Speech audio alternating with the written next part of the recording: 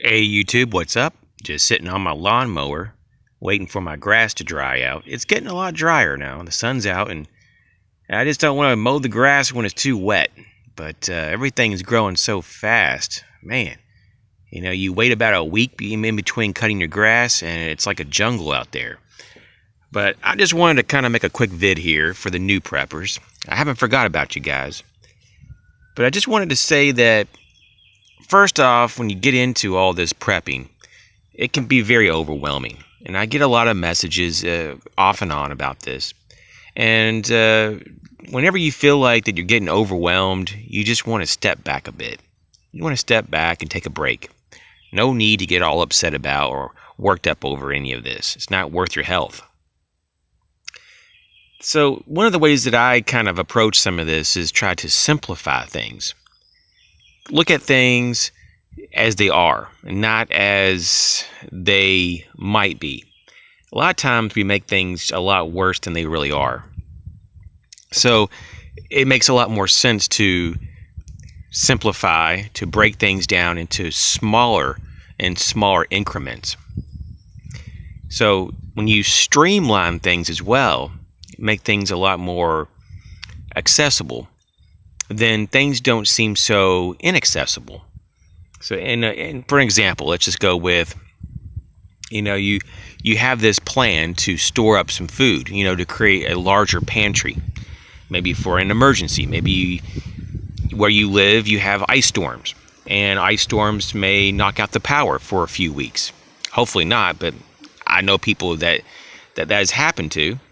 And to build up this storage of food, if you have a plan, like grab up 2 or 3 extra cans a week at the groceries, that adds up over time.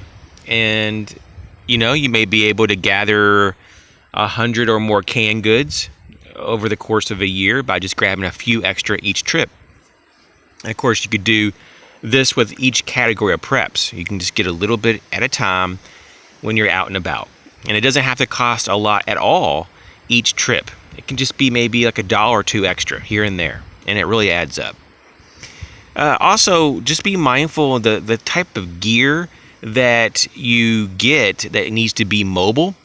This is one thing that a lot of the new people to this whole genre, they trip over this a lot. I talk about it all the time, but sometimes you can't talk about certain things too much. And that's going to be the weight and the bulk of your gear. So many times when we talk about emergency preparedness kits and stuff, and I just did a quick vid that was like a checklist, if you will, for beginners. I went ahead and did that for you guys, the newbies. I've been getting a lot of requests for a very simplified, basic bug out bag list. And so I put that up there. And, when we look at these items, you want to try to pick things that are lightweight. And I'm not saying they all have to be very minimalistic, but I'm just saying they have to be something that you can carry over distances. So if it's lighter and it's not as bulky, it's going to lend a lot more toward being more mobile. It's common sense, but you'd be surprised. That's one of the largest problems that people first have when they build a mobile kit, like a bug out bag, is that it's way too heavy and it's way too uncomfortable, and they have way too many things.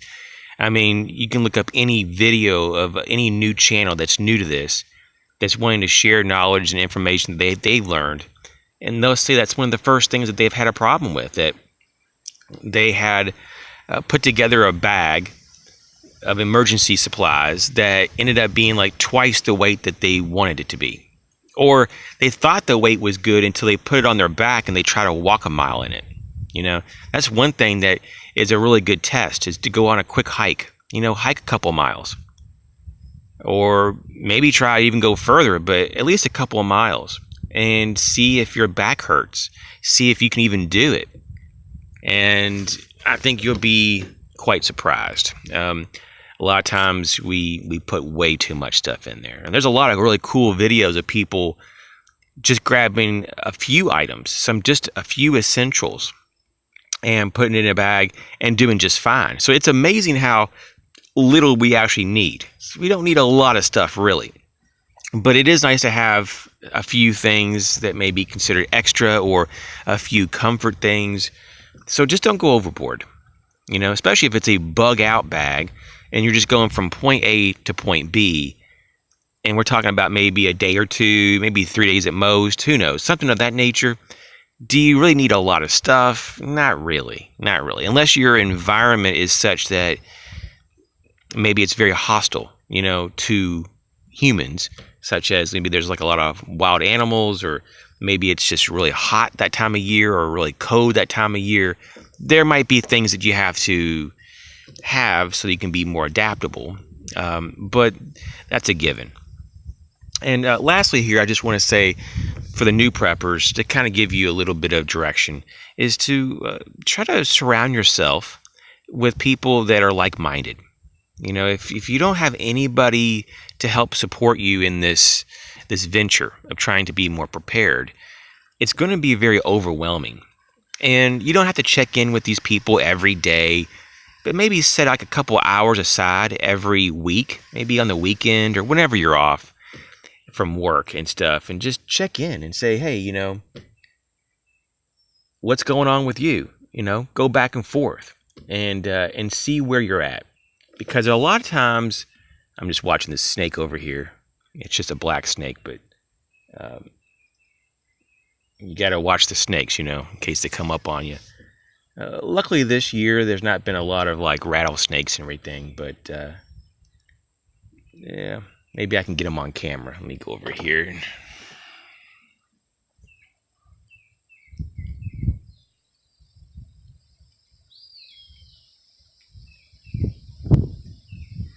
If you can look in the middle of the screen here, like right there he is. I don't have a lot of zoom on this particular camera, sorry, but yeah, it's a smaller black snake. Sometimes these black snakes out here, though, they're a bit aggressive. I don't know if they interbreed with other snakes. And anyways, but back to the topic at hand.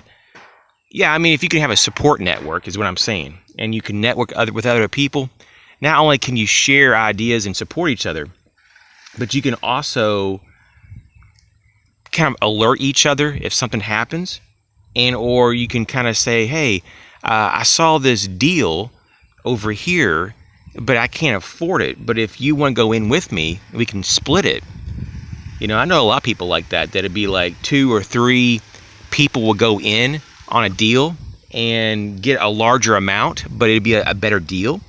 And that can save you a lot of time and money down the road. So networking is a really big thing when it comes to prepping. It's important to be kind of confidential and private about your matters. Obviously, that's why I don't come on here and show my face and tell you where I live and, all that jazz, because it's just common sense. Actually, there's a part of me that doesn't even want to come on and do these videos sometimes because I want to be that private. But there's a point, though, that I think is important to share to a large degree, this information, even though a lot of it's very simple and very common sense to me. But you'd be surprised how many people don't think the same way that I do.